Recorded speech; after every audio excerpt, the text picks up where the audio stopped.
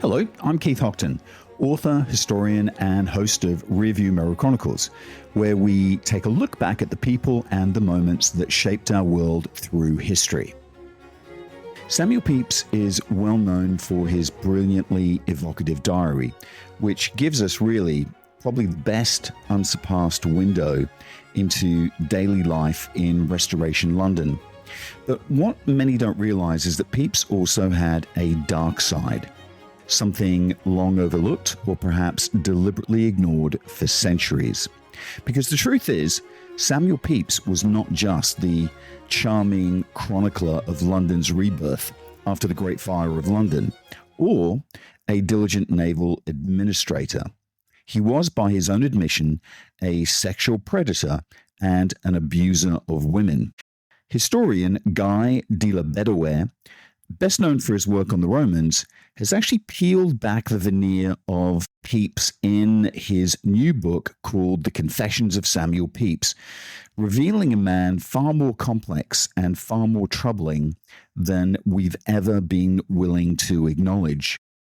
Pepys, he argues, was corrupt, a domestic abuser, a serial adulterer, and yes, a rapist. It sounds harsh, but it's all there in black and white, written by Pepys himself.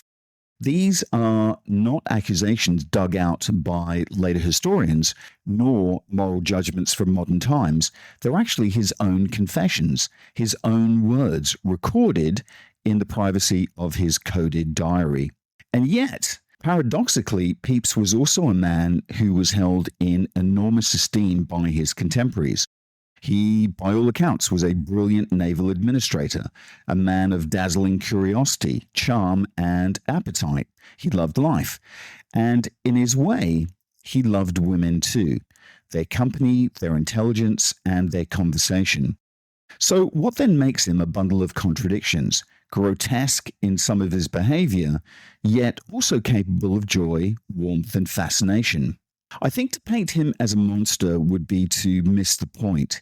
He was, like all of us, a man of paradoxes, though one whose moral compass spun widely and often in very dark directions. So why are Pepys's diaries still so famous today? Why do they continue to fascinate us nearly 4 centuries later?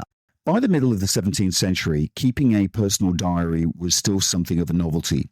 For Pepys, there were very few examples of people recording their inner lives. And if you look back at the Anglo-Saxon period, or even the Romans, the surviving evidence of individual voices are very rare. The Romans, of course, left us letters, inscriptions, the odd glimpse into private life. But the personal voice, the sense of I, largely disappears in the Middle Ages. It isn't until the 1600s that a new self-awareness begins to surface. People start to write about their own lives, not just public events, but thoughts, doubts, appetites. It coincides in part with the rise of printing and the explosion of pamphleteering in the 16th and 17th centuries. People were beginning to express themselves in new ways, and Pepys was part of that cultural shift. He actually began his diary on the 1st of January 1660 at the age of 26, and he kept it for 9.5 years, ending on the 31st of May 1669. It wasn't a lifelong habit by any means, nor was it always written daily. Sometimes he'd just jot notes and write them up later, filling in gaps when his life or his health were interrupted. And like all the best diarists, his entries are gloriously haphazard, a jumble of business and bowel movements, lust and logistics. One minute he's talking about naval contracts, the next he's dealing with his constipation and the remedies that he's tried, or recounting a quarrel with his wife. In other words, Samuel Pepys gave us something unique, an unfiltered record of a man both brilliant and deeply flawed, set against the vivid backdrop of Restoration England. Alongside his official business and his endless visits to the Royal Society, Pepys was always acutely aware of the great public events unfolding around him: the Restoration, the Plague, the Fire. He had, quite literally, a ringside seat to a lot that was happening in history, a lot that happened in history that changed how we saw the world. In 1660, through family connections, Pepys joined the fleet that sailed to Holland to bring Charles II back to England. He was there when the monarchy was restored, there again to witness the coronation the following year, and later he lived through the twin cataclysms of the Great Plague and the Great Fire of London. Few men of his time saw as much or recorded it with such vivid immediacy. Of course, this is Pepys we're talking about. No sooner does he write of great state affairs than he lurches into the private and the personal. One entry might end with a conversation at the Admiralty, and the next begins with him dropping by to see one of his mistresses before picking up his wife for an evening of domestic contentment. The diary swings between the monumental and the mundane, the sacred and the sordid, often in a space of a single page. One mistake we often make, though, is to think that the diary is complete. It isn't, far from it. We know from surviving letters and other papers that Pepys left plenty out. Entire days, even weeks, simply unrecorded. And what we're left with is a selection, a self-portrait painted in fragments, with as much hidden in the margins as written on the page. As I mentioned, he began writing in January 1660, and yes, that date matters. It wasn't random. Pepys started his diary at one of the most extraordinary turning points in English history. And it's hard not to see the parallel with our own instinct to chronicle movements of upheaval. I know people, myself included, who started keeping diaries during COVID, perhaps out of a sense that history was happening around me. And Pepys, I think, must have felt something very similar. To understand that impulse, you have to remember the world that he lived in. For centuries, England had been ruled by kings, but by the 1640s, the monarchy under Charles I had become increasingly authoritarian. Parliament rebelled, civil war followed. The king was captured, tried, and executed in 1649. A moment that shocked all of Europe. Pepys at that stage was just a boy, growing up in London where the very idea of kingship had been overturned. Through his teens and early adulthood, he lived under the Commonwealth, ruled first by Parliament, and then, of course, by Oliver Cromwell, the iron-fisted Lord Protector. And when Cromwell died in 1658, the entire system began to collapse. The army fractured, Parliament squabbled, and England began to drift. By 1660, the nation had had enough. It wanted stability, it wanted ceremony, it wanted something that was incredibly familiar. That meant bringing back the monarchy. So Charles II, the executed king's son, was summoned home from exile in Holland to reclaim the throne. And there, on the deck of one of the ships sent to fetch him, stood Samuel Pepys, young, ambitious, and already taking notes. From the very first page of his diary, he's aware that he's living through a seismic moment.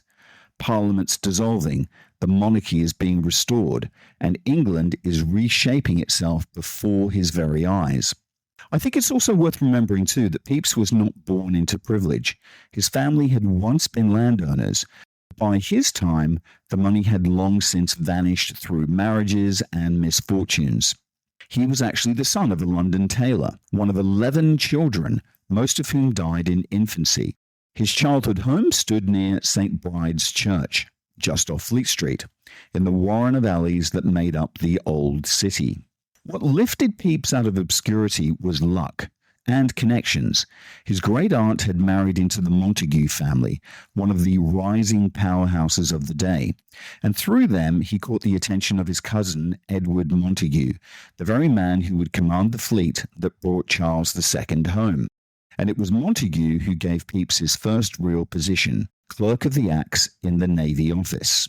It was a solid job, one that gave them a foothold in London's bureaucracy, and I think more importantly, a front row seat at the heart of power. So in many ways, Pepys began as a lowly official, a clerk in the Navy Office, but that didn't mean that he was insignificant. London in the 1660s wasn't the vast metropolis that we know today. It was in many ways a provincial town. You could literally walk from one end to the other in an hour. And of course, everyone knew everyone. And it was perfectly possible to see the King or the Duke of York walking the street. Whitehall Palace was less a fortress than a public thoroughfare. And because Pepys worked for the Navy, beating heart of the English state, he was right in the middle of it all. The Royal Navy wasn't just a military arm, it was England's power. It was the foundation of empire and the instrument through which England and later Britain projected itself across the world. The Navy fought the Dutch wars, they battled for trade routes, and they asserted control over the seas. It was wealth, it was status, and survival, I suppose, rolled into one. And there was Samuel Pepys at the center of that machine, elbow deep in its paperwork. He was brilliant, he was ambitious, and at times, I think also infuriatingly self-serving. He was an administrator of rare skill, someone who could see the system's flaws and actually fix them, not just his own. Pepys was a man who condemned corruption in others while quietly profiting from it himself. I suppose a bit of a moral acrobat, always landing on his feet. But he wasn't just a bureaucrat. He was an observer. He knew the people that shaped the world. He knew the kings, the dukes, the admirals, and he wrote about them with a candor that no one else dared. He didn't stand outside history looking in. He was in the room, often taking notes, while history unfolded before him. One of the reasons that we know so much about Pepys's world is because of the way he wrote. Unlike most diarists, Pepys didn't write in plain English. He used shorthand, a curious, now I suppose almost forgotten system of squiggles and symbols developed by a man named Thomas Shelton. It was called tachography, from the Greek for swift writing. Shelton's shorthand relied on consonants and suffixes, often skipping vowels altogether. Words were boiled down to strokes, loops, and marks. A sideways figure 8 meant good, a quick slash for B. It was fast, efficient, and perfect for a man who recorded everything. Pepys would write late into the night by candlelight, his quill scratching across the page in a blur of coded symbols. And I think it actually served two purposes. It made writing easier and faster, and it made what he wrote harder for anyone else to read, which, when you're confessing your most private desires and indiscretions, is probably just as well. The irony, of course, is that it was this very shorthand that later kept much of his life hidden from view. Pepys had actually learned it at Cambridge, at Magdalen College, where shorthand was fashionable among students eager to capture lectures or sermons. And in a world obsessed with religious debate, it was the 17th century equivalent of pressing record. You couldn't capture a preacher's words with a microphone, so you had to do it by hand, frantically, symbol by symbol. Pepys adapted the same technique to his own life. Every night, often after long days at the Navy office or the theatre, he'd sit down with his quill and write about everything: the business of state, the gossip of court, his wife, his mistress, his ailments, and of course his ambitions. It was an extraordinary act of self-documentation, and one that would eventually cost him his eyesight. Years of straining over candlelight left him nearly blind. That diary, written in code and in secrecy, became his immortality. And within those pages, now painstakingly transcribed and decoded, lies not just a single record of a great administrator or a man of his age, but a far more troubling truth. Because for all his brilliance and charm, Pepys's diary also reveals a man capable of cruelty, deceit, and exploitation. His own words expose him as an abuser of women, a man who took whatever he wanted, often by force, and excused it as desire. Now, these darker aspects of Pepys's character aren't newly discovered. Well, not exactly. Scholars have actually known about them for decades, but Guy de la Bedouere, His new book brings them sharply into focus. He doesn't let Pepys off the hook. He refuses the comfortable excuse that it was another time, it was another place. Instead, he forces us to confront the uncomfortable truth that the same man built the modern Navy and left us one of the greatest diaries ever written, also left behind a record of his own moral decay. So I guess that led me to ask the question, how did Samuel Pepys's darker side remain hidden for so long? But let's also be clear from the outset.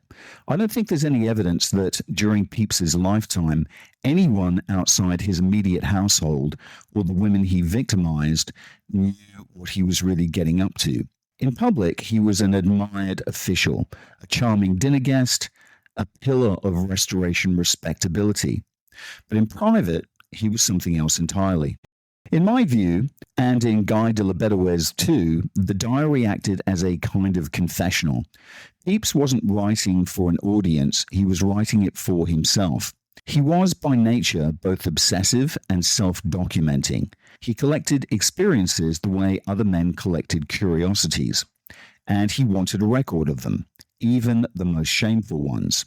He was above all a man of appetite, emotional and physical and sensual. He was moved to tears by music, he was elated by the theatre, and he was enraptured by women. And I have to say, I think he lived in the extremes, and I think he knew it. And that intensity comes through in every line of his diary. When the first transcription appeared in the early 1800s, it was done by a Cambridge student named John Smith, the first man in over a century to decode his shorthand. Smith later became a clergyman, and he was, I think understandably, appalled by what he'd found.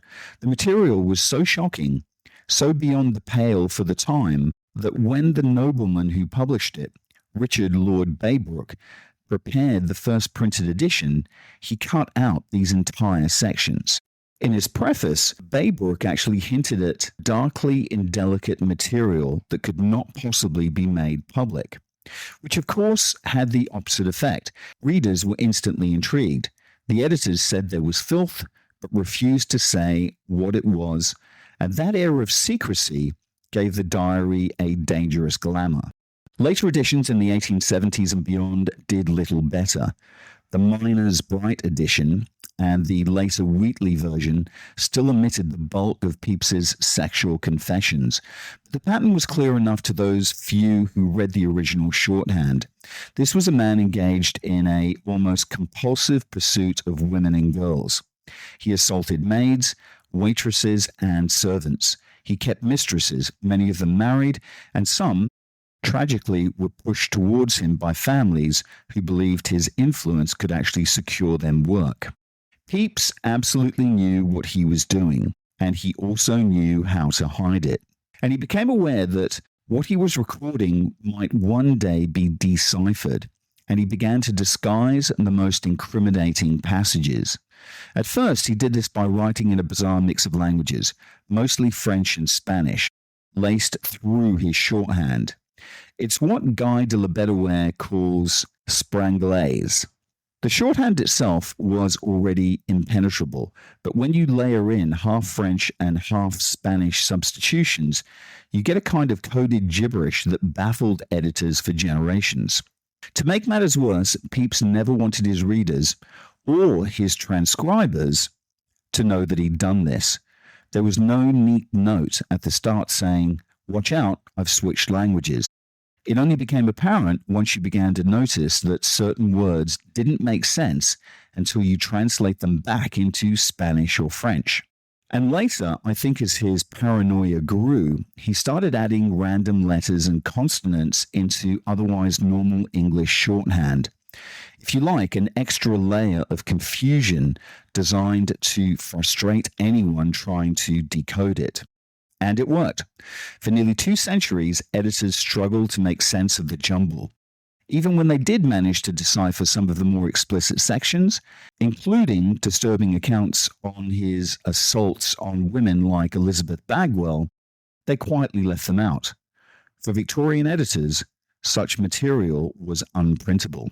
It wasn't until the 1970s that the unexpurgated Pepys finally appeared, and even then, the editors Robert Latham and William Matthews hesitated. Britain's Obscene Publications Act of 1959 still cast a long shadow. Penguin Books had famously been prosecuted for publishing Lady Chatterley's Lover, and though they won that case, it had frightened publishers for years afterwards. So when Latham and Matthews prepared the complete edition of Pepys's diary, they played it safe. They included the explicit passages, but they published them in shorthand, untranslated, leaving the reader to do the work. It was, I suppose, in a way, the last act of censorship disguised as, I guess, scholarship. The scandal was still there, but it was buried in code. And I think what's astonishing is that for the attention the diary received, the reprints, the lectures, the shelves of commentary, no one thought to consult the Spanish and French dictionaries still sitting in Pepys's own library. They'd been there all along, untouched. And when de la Bedouin finally opened them, the missing words, the hidden meanings, they all began to make sense. What emerged was not just a fuller picture of Pepys, but a very darker one. And let's just take a quick break, and we'll be back in a second with part 2. Altadomus is your one-stop shop for your Malaysia My Second Home visa. But they are much, much more than that. When you sign up with Altadomus, you become part of a larger community. A community that actually cares about you and your family in Malaysia. And that's important when you move to a new home. For more information, go talk to TG or WhatsApp him on +60 12 49 37 270 or visit their website penangmyhome.com. And we're back.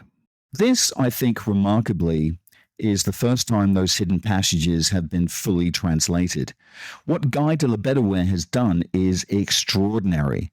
Not just to render Pepys's coded French and Spanish back into English, but to draw out a single narrative thread. Because one of the challenges of reading Pepys's diary is that it leaps wildly from one thing to the next. One moment it's naval budgets and political gossip. The next it's constipation. The next, quarrels or lust. It's rich, it's chaotic, and it's alive, but it's definitely not easy to follow. By pulling together these suppressed passages and placing them in sequence, de la Bedouin reveals something that was never visible before. A pattern of a man descending into compulsion. And through his book, you can actually see it unfold. The secrecy, the thrill, the fear of discovery, the shame that never quite outweighs the desire. It's the psychology of addiction, centuries before that term even existed. Today, we talk about obsessive-compulsive behaviors, impulse control, risk addiction. Back then, there was no such language. But if you strip away the lace cuffs and the candlelight, Pepys's spiral feels grimly familiar. By cutting those sections out, as editors did for generations, you remove not just the scandal, but also the psychology. You lose the man himself, because this wasn't all of Pepys, of course. It wasn't the sum of his life, but it was definitely part of him. And if you erase that part, you erase the truth.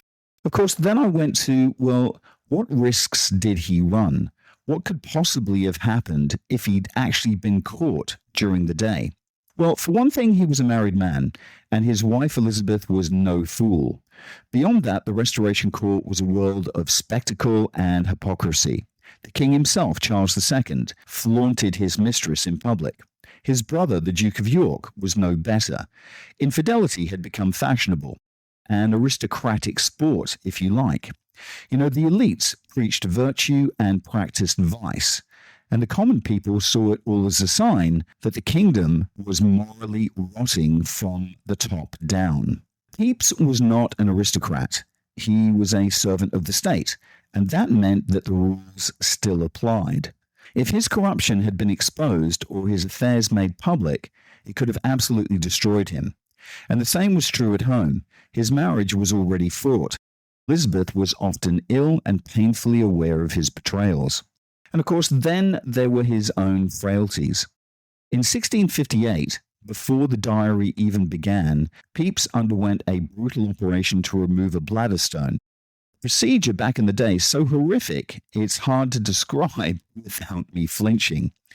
With no anesthetic, surgeons made an incision between the scrotum and the anus, cut into the bladder, and pulled out a stone the size of a tennis ball. Unsterilized tools, blood everywhere, and infection almost certain. But somehow he survived, and every year afterwards, on the anniversary of that operation, he held a dinner party to celebrate his survival. A kind of a macabre Thanksgiving, if you like. And look, perhaps that changed him. Perhaps it deepened his sense that life was fleeting and that every pleasure, however forbidden, was worth grasping. His affair with married women was deliberate. It was a form of protection. They provided cover if pregnancy ever occurred. None did, either with his lovers or with Elizabeth, who suffered chronic gynecological pain and acute sadness. But inevitably, his luck ran out. Late in the diary, Elizabeth catches him, quite literally, with his hand up the skirt of a young companion, Deborah Willett, an 18-year-old girl. Pepys is mortified. The shame is genuine, but the remorse doesn't last. Even after that confrontation, he continues to pursue other women, right up until the end of his diary. He simply couldn't stop. And I suppose it's hard not to see it as a kind of compulsion, a man caught between guilt and gratification, unable to break free. You know, for him, I think the danger was part of the pleasure. He was, in every sense, dancing on the edge. And remember, this was an age of plague and fire. Death in London was everywhere. Londoners lived with a constant sense that tomorrow might never come. So perhaps Pepys's philosophy was very simple. Live now, because tomorrow you might not. And as for how he got away with it, how he persuaded these women, I think the truth is actually quite murky. We have portraits of him, but they tell us little. We don't know his voice. We don't know his gait, his smell, or his presence. But I think it's fair to assume that he had charisma. He must have done. You don't rise the way through the ranks that he did. You don't charm your way into the rooms that he entered without a massive amount of it. Keep in mind he had power too, and he knew it. For some women, that power was alluring. Think Henry Kissinger, for example, once voted the sexiest man alive. Kissinger, like Pepys, was also dangerous. You know, some sought his influence willingly, others had no choice. And in that mixture, power, charm, fear, secrecy, lies the darker brilliance of Samuel Pepys, a man who could write so beautifully about the human soul while failing utterly to govern his own. I think what's also surprising is that, and what's remarkable in many ways, is that a man barely over 5 feet tall, I mean, he's not exactly an Errol Flynn type figure, could actually wield such influence. Pepys was no swashbuckling hero, and by modern standards, he'd have cut a modest, even unimposing figure. And yet, there's no question that he had charm and charisma and a predatory instinct for spotting the vulnerable. And I think that is important. In today's world, I think you can quite happily say he was a man who groomed. Once he'd taken a liking to a girl, often a serving maid or a barmaid in one of the inns that he frequented, he would begin his advances with what he must have considered harmless familiarity. Touches, intrusions, whispered jokes. There's even an entry describing how one girl, furious at his unwanted advances, defended herself with pins, literally stabbing him to make him stop. And it's one of those rare moments when his victims fight back. And it's telling that Pepys actually records all of it. It's no surprise that his targets were always women of lower social status, servants, maids, and working girls. In a society that was built on difference, they had almost no power to resist a man like him. Inside his own household, Pepys was the master. His word was law. There were no police to call, no real recourse for a woman who'd been assaulted. Even in cases of rape, prosecutions were vanishingly rare and almost impossible to prove or to win. Contemporary writers recognized this injustice, and one book from the time, which Pepys actually owned, lamented the powerlessness of women and girls who were, and I'll quote, forever prey to men of rank and favor. Pepys knew this. He exploited it. And I can't help but think of present-day circumstances and a particular president.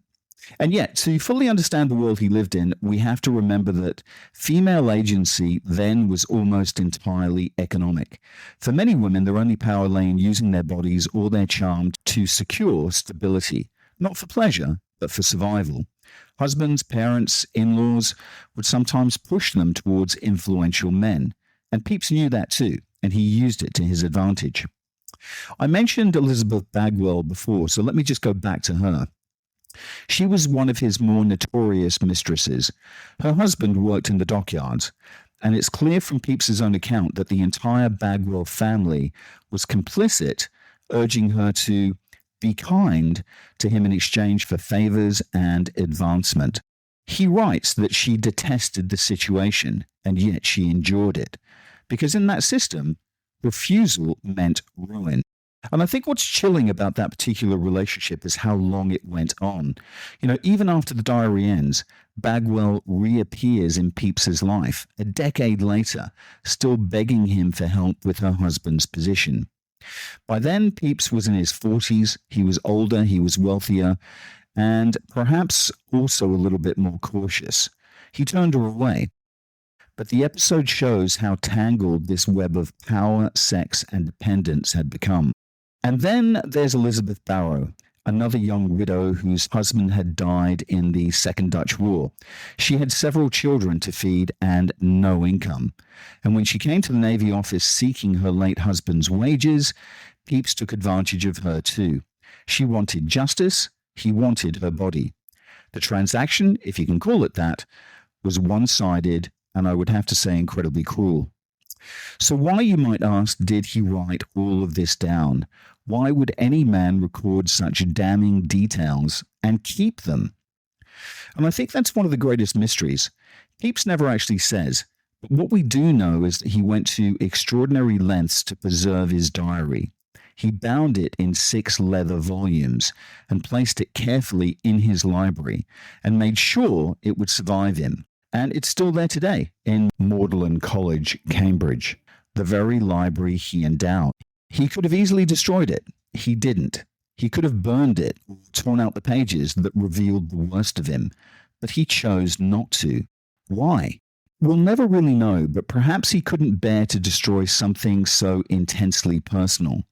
The record of his own mind, his triumph and his shames.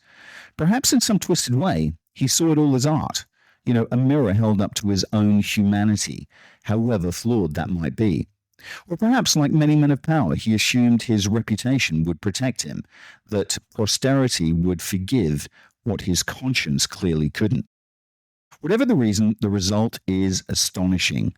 In preserving those 6 volumes, Pepys left behind the most intimate self-portrait of any man in the 17th century. Brilliant, vain, lustful, frightened, human, yes, but also incredibly flawed and deplorable. So when we read his diary today, we see the entire man, the visionary and the voyeur, the administrator and the abuser, the chronicler of a nation reborn and the record keeper of his own disgusting corruption. He never intended it for us, but it's ours now, and in it we find not just Samuel Pepys, but a mirror, reflecting all the contradictions of the age that made him, and perhaps uncomfortably, in a modern sense, some of our own. Pepys knew exactly what he was doing. Throughout the diary, he wrestles with guilt and shame and self-disgust. He makes promises to reform. He vows to stop his behavior. He swears oaths before God, but he always breaks them. The compulsion always wins. Again and again throughout his diaries, he condemns himself, only to fall back into the same patterns. And that perhaps is what makes him so disturbingly modern. We see it in our leaders of today. We see it in the powerful of today. Pepys wasn't just recording history, he was actually recording his own addiction. Pepys, at heart, was a collector. He collected coins, he collected songs, books, ballads, even fashion prints. He catalogued the world around him. And I think in the same way, he collected his conquests. He archived them. And I think in a very depraved sense, his diary became his cabinet of curiosities. Sadly, the curiosities were women. It's a grim thought, but it's not unique. History is full of men who kept trophies of their own corruption. And even in our own time, serial offenders have been caught because they couldn't resist documenting what they'd done. An act that's part confession and part compulsion. And yet there's something else in his writing, something close to expiation.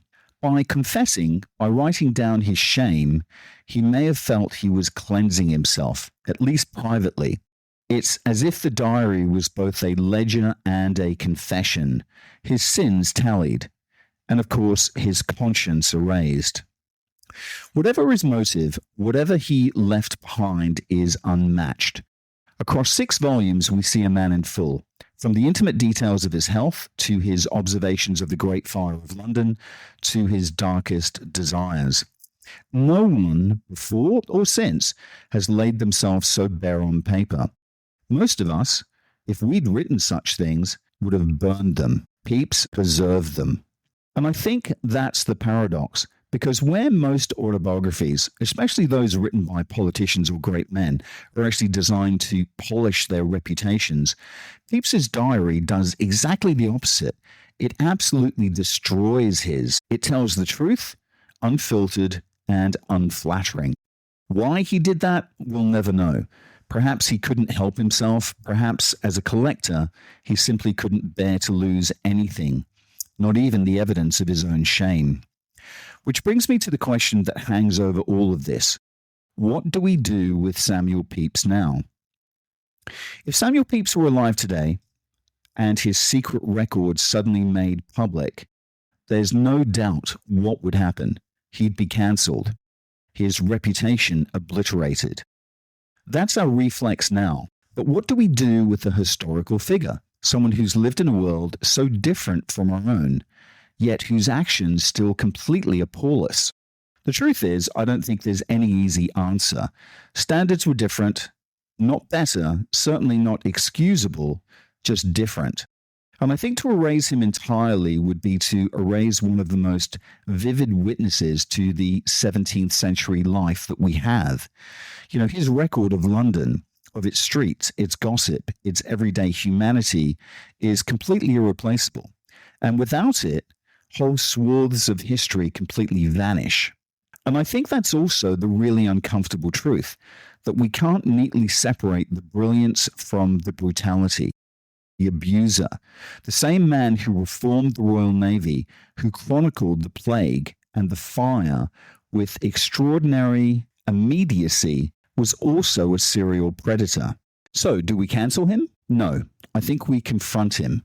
We read him, all of him, not just the expurgated, sanitized Pepys of the Victorians, nor the half-hidden one of the 1970s, but the whole man, the light and the darkness together.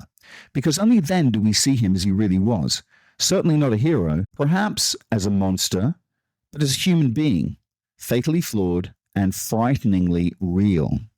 And thanks to scholars like Guy de la Bedouere, who can now, with digital magnification and a Spanish dictionary from Google Books, do what no editor before him could.